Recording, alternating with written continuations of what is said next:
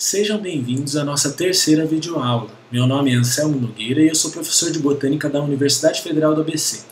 Hoje nós vamos continuar a falar da linhagem das embriófitas. Já falamos das hepáticas, dos musgos e dos antóceros. E agora vamos investigar a linhagem das poliesporangiófitas. Plantas com um esporófito ramificado portando múltiplos esporângios, como na imagem ao lado. Cada uma dessas estruturas terminais no ramo da planta é um esporângio produzindo esporos, e, portanto, essa é a novidade evolutiva que surgiu no ancestral comum mais recente das poliesporangiófitas. Nessa filogenia, podemos ver as principais linhagens dentro das embriófitas. As poliesporangiófitas formam um grupo monofilético que inclui as plantas vasculares e todas as demais poliesporangiófitas fósseis. O nome poliesporangiófita enfatiza que tais plantas portam muitos esporângios, em um esporófito ramificado. Mas qual o provável significado ecológico da transição de uma planta que produz um único esporângio para uma planta que produz muitos esporângios? Como as demais embriófitas, o ciclo das poliesporangiófitas também é diplobionte, mas o esporófito agora tem a capacidade de produzir muito mais esporos, pois se ramifica e porta muitos esporângios. Relembrando das videoaulas anteriores, uma etapa importante no processo de colonização das plantas do ambiente aquático para o terrestre foi a otimização dos eventos de fertilização.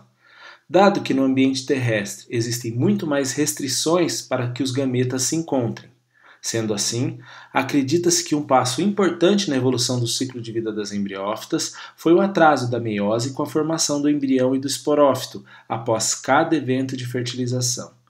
Portanto, um único evento de fertilização no ciclo diplobionte permite a produção de muitos esporos.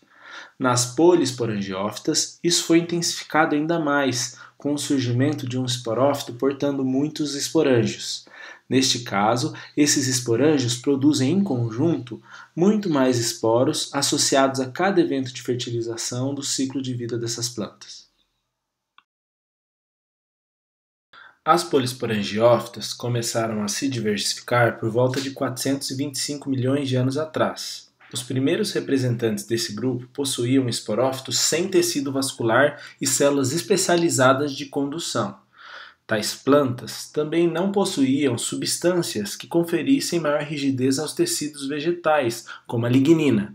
Portanto, o ancestral comum mais recente das poliesporangiófitas provavelmente tinha um tamanho bastante reduzido, semelhante aos musgos e antóceros atuais, embora ramificado e com muitos esporângios. Na aula de hoje, veremos 3 tópicos. Primeiro, vamos falar das poliesporangiófitas extintas e suas características. Em seguida, iremos falar das diversas novidades evolutivas que marcam o surgimento da linhagem das plantas vasculares. Finalmente, vamos introduzir um pouco da diversidade das plantas vasculares, que serão mais amplamente abordadas nas próximas videoaulas. Vamos começar, portanto, com as poliesporangiófitas extintas. Um ponto importante, antes de começarmos a olhar em detalhe os representantes mais antigos das poliesporangiófitas, é falar de um sítio de estudos paleobotânicos na Escócia, um lugar único, em que podemos olhar essas plantas que viveram cerca de 400 milhões de anos atrás.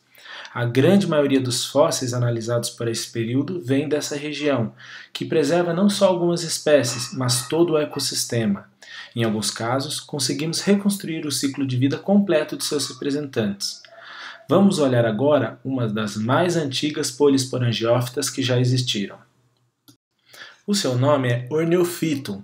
No registro fóssil, conseguimos recuperar o corpo vegetal do esporófito dessa planta, mas não do gametófito. No esquema do esporófito, é possível perceber uma região mais espessa na base, com muitos rizoides, com um eixo aéreo de aproximadamente 20 centímetros de altura. Se divide, em seguida, em ramificações dicotômicas, até terminar em esporângios divididos de 2 a 4 lobos. Aqui temos um modelo tridimensional dessa mesma planta. A maioria dos autores considera que tais plantas não possuem células especializadas de condução e, portanto, são consideradas poliesporangiófitas avasculares. Além disso, podemos ver em detalhe o corte longitudinal de um esporângio fossilizado. Perceba os muitos esporos mais escuros ao redor de um tecido central dentro do esporângio.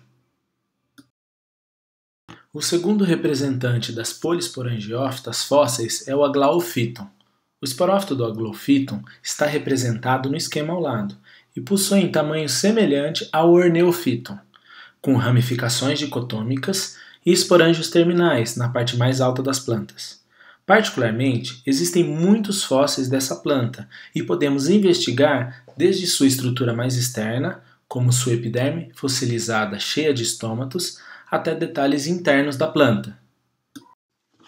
O corte transversal de um dos ramos aéreos evidencia variações no tamanho e coloração das células, tornando evidente que existe um conjunto de células centrais diferenciadas. Será que essas células centrais são células especializadas na condução de água nessas plantas? Antes de responder essa pergunta, precisamos saber mais sobre as características que diferenciam células especializadas no transporte de água de outras células dentro do corpo vegetal. Você já ouviu falar dos traqueídeos? Os traqueídeos, ou elementos traqueais, são células especializadas no transporte de água e nutrientes. São células alongadas e nas suas terminações existem pontuações que favorecem o transporte de água ao longo do eixo vertical da planta.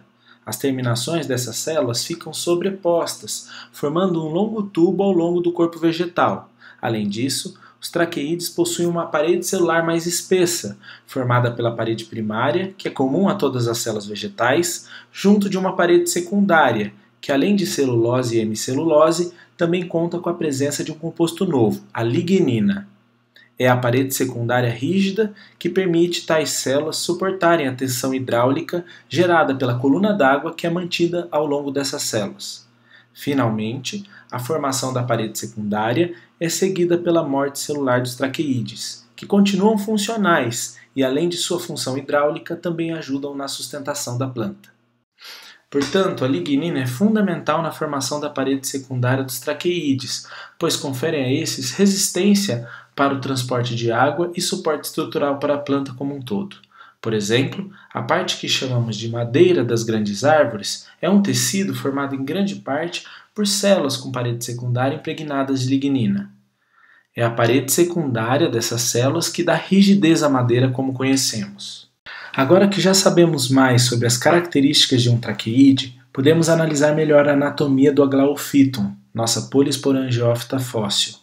Olhando mais de perto o corte transversal da região central desse ramo, existem diferenças na espessura da parede das células, mas elas são sutis. Já no corte longitudinal, fica mais evidente que não existe um espessamento da parede celular nessas células. A ausência de qualquer tipo de espessamento indica que tais células não tiveram a formação da parede secundária e, portanto, não se tratam de traqueídeos. Talvez esse seja um caso semelhante a outras plantas avasculares como os musgos, em que é possível identificar tecidos diferenciados na região central da seta do esporófito, sem que essas sejam de fato elementos traqueais. Também podemos observar no registro fóssil os esporófitos portando esporângios e o detalhe dos esporos dentro de cada esporângio. Os esporos podem ser vistos unidos em tétrades dentro dos esporângios ou já isolados germinando no ambiente próximo aos esporângios. Com a germinação dos esporos e as múltiplas divisões mitóticas, é possível reconhecer um gametófito jovem de Aglaophyton. Com tantas informações e registros fósseis, é possível reconstruirmos o ciclo de vida dessas plantas. Aparentemente, o esporófito ramificado com muitos esporângios libera os esporos no ambiente. O gametófito masculino se desenvolve e produz anterozoides em seus gametângios, que são dispersos no ambiente na presença de água.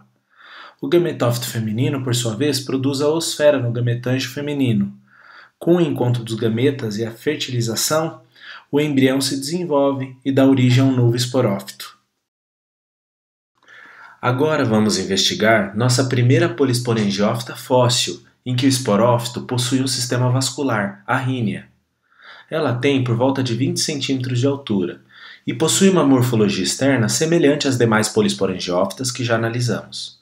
No entanto, a partir do ancestral comum mais recente, que inclui rínia e as demais traqueófitas, surge o tecido vascular, com a presença de traqueídes, e lignina compondo a parede secundária dessas células. Se fizermos um corte transversal do sistema caulinar dessas plantas, poderemos ver um tecido diferenciado e mais escuro na região central do corte. Olhando mais de perto, é difícil vermos os detalhes das células no corte transversal. Mas quando olhamos o corte longitudinal, percebe-se que existem regiões de espessamento que caracterizam a deposição da parede secundária e alguns trechos dessa célula. São, portanto, traqueídes. Podemos, por fim, comparar essa região central do caule da rínia com o caule de outra planta vivente com traqueídes conhecidos. Neste caso, existe grande semelhança estrutural entre os traqueídes de ambas as plantas. Note os detalhes do corte transversal da planta vivente e da rínia, assim como o seu corte longitudinal. Em ambas as plantas, as deposições da parede secundária formam um espessamento helicoidal nos traqueídes, que pode ser observado em vermelho na imagem do corte longitudinal da espécie vivente. Uma planta fóssil bastante próxima da rínia é o Asteroxylon. No corte longitudinal e transversal do caule dessa planta, é possível ver na região central um tecido vascular mais robusto. No detalhe do corte longitudinal de dois traqueídes, fica evidente o espessamento helicoidal da parede secundária. Além disso, tais plantas possuem enações ou apêndices associados ao sistema caulinar, que não constituem folhas. Tais plantas não possuem folhas ou raízes verdadeiras. Nessa filogenia, as traqueófitas aparecem representadas por um triângulo verde, sem incluir a linhagem da rínia. No entanto, como vimos, a rínia e plantas vasculares relacionadas já tinham tecido vascular com traqueídes. Por isso, alguns autores já incluem esses grupos fósseis das polisporangiófitas vasculares dentro das traqueófitas. De qualquer forma, podemos considerar o triângulo verde dessa filogenia como as traqueófitas viventes. Sendo assim, uma primeira sinapomorfia das traqueófitas viventes que merece a nossa atenção é a existência de um esporófito dominante e independente em relação à fase gametofítica mais efêmera no ciclo de vida dessas plantas. De fato, houve uma mudança drástica no ciclo de vida ao longo da evolução das plantas. Se vocês lembrarem dos musgos e hepáticas, é a fase gametofítica que é dominante e persistente no tempo. Já nas traqueófitas, é o esporófito que identificamos facilmente na natureza. Vejam essas três fotografias. São três representantes de traqueófitas. É o esporófito que a gente observa facilmente. Já a fase gametofítica é efêmera e muito reduzida nessas plantas. Mas como explicar essa mudança no ciclo de vida das plantas? Uma das hipóteses atuais para o surgimento de um esporófito de vida longa e independente é a expansão da expressão de genes do gametófito agora na fase esporofítica, especialmente aqueles genes associados à capacidade dos gametófitos de viver livremente e de maneira independente e autotrófica. Isso provavelmente fez com que os esporófitos se assemelhassem aos gametófitos antes de se tornarem totalmente independentes destes. Outra novidade evolutiva das traqueófitas são os traqueídeos que passam agora a estar mais lignificados. Além disso, surge o esclerênquima, um tecido que pode ser formado por dois tipos celulares em que a formação da parede secundária é seguida da morte celular na maturidade.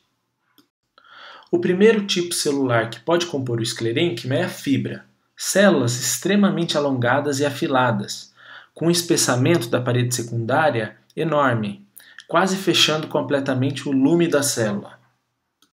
O segundo tipo celular são os esclereídeos, células isodiamétricas a irregulares. A parede celular secundária é muito espessa, semelhante às fibras. Ambos os esclereídeos e as fibras formam o esclerênquima e, conjuntamente com os traqueídeos, com parede secundária e morte celular na maturidade, contribuem para a estabilização e sustentação do corpo vegetal, no caso do esporófito. Além das células de condução especializadas no transporte de água e nutrientes, também surgiram no ancestral comum mais recente dessas plantas células de condução especializada no transporte de fotoassimilados. São as células crivadas do floema. Vejam na imagem à direita o corte transversal de um caule de um licopódion, uma traqueófita vivente. O tecido vascular na região central desse corte é um tecido muito complexo, formado por diversos tipos celulares. Nós já vimos os traqueídeos, mas podem existir também fibras nesse tecido. E células parenquimáticas, que continuam vivas e não formam uma parede secundária. Além disso, existem as células crivadas, células especializadas para a condução de açúcares. As células crivadas são alongadas e possuem diversas áreas crivadas em suas terminações que se justapõem umas às outras. Essa sequência de células crivadas facilita o transporte de açúcares e outras substâncias na planta. Vejam o detalhe à esquerda de um corte longitudinal que evidencia essas células. É possível ver a área crivada em azul, onde ocorre a deposição da calose, um polissacarídeo que se acumula nessas áreas. A última sinapomorfia que veremos na base dessa linhagem será a raiz com sua endoderme interna. Se olharmos nesse esquema, veremos dois meristemas responsáveis pelo crescimento vertical das plantas, o meristema apical caulinar e o meristema apical radicular. A partir do meristema apical radicular, tipos celulares e tecidos começam a se diferenciar e dão origem a uma estrutura que, ao centro, caracteriza o tecido vascular das raízes. Existem diferenças entre a estrutura interna de um caule e de uma raiz, e uma dessas diferenças é a formação da endoderme. A endoderme é uma camada de células ao redor do tecido vascular das raízes. Quando aproximamos mais a imagem e olhamos o limite do cilindro vascular, percebemos células com estrias, as chamadas estrias de Caspary, um isolamento mais externo às células que impede que a água e outras substâncias percolem o tecido da raiz por fora dessas células. Portanto, a água pode penetrar do solo para as raízes por entre as células, mas quando chega na endoderme, as estrias de Caspary bloqueiam sua passagem e a água entra pela membrana plasmática para finalmente chegar nos traqueídeos dentro do cilindro vascular e ser transportada para as demais partes da planta. Estamos chegando no final desta videoaula e nas próximas iremos explorar as linhagens das licófitas e das monilófitas. Existe uma enorme diversidade de plantas vasculares, e não só quando consideramos o número de espécies, mas também a variedade de formas do esporófito, de plantas vasculares milimétricas a plantas vasculares imensas. E de todas as novidades evolutivas que vimos hoje, aquelas relacionadas à evolução do tecido vascular foram fundamentais para a existência da diversidade que podemos ver hoje. Espero que tenham gostado do tema dessa aula e até a próxima.